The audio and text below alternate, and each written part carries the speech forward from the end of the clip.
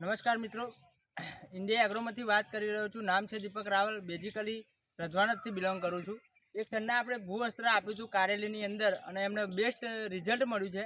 તો આપણે એમના સહમુખેથી સાંભળીશું. નમસ્કાર સર, શું નામ તમારું સર? મારું નામ છે ઝાલા યશવંતભાઈ જયંતિભાઈ ઝાલા.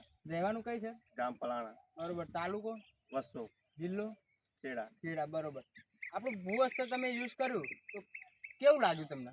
વસ્ત્ર સારું આવે છે. મારા કારેલીના છોડવા છે દેખાય છે એ પીળા પડી ગયા હતા. બરોબર. મેં એને યુઝ કર્યું, પાયામાં ખાતર દબાયું, પછી 10 દિવસમાં એનું રિઝલ્ટ સારું મળ્યું છે. જોઈ શકો છો મિત્રો તમે કે આપણું ભૂવસ્ત્ર આપ્યા પછી એમને 10 થી 15 દિવસની અંદર બહુ બેસ્ટ રિઝલ્ટ મળ્યું છે. તો શું આ ભૂવસ્ત્ર આપણું વાપર્યા પછી તમે ખુશ છો? ખુશ છું, ખુશ. તો શું સરસ આવે છે. બીજા જે લોકો છે, જે ખેડૂતો છે, એમને આ ભૂવસ્ત્ર આપણું યુઝ કરવું જોઈએ, વાપરવા જેવું છે.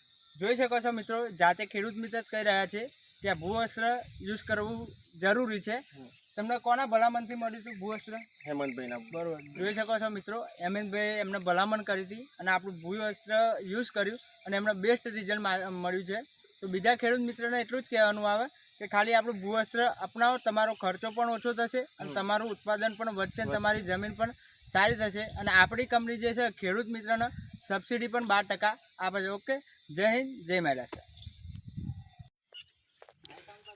આપણે જ્યાં ઉપરની વિડીયો નાખી એ ટાઈમ પર આપણે રિઝલ્ટ ઉતારેલું છે અને અત્યારે જોઈ શકો છો તમે, કારેલા બહુ જબરજસ્ત લાગી ગયા છે અને ઉતારો પણ બહુ બેસ્ટ મળ્યો છે.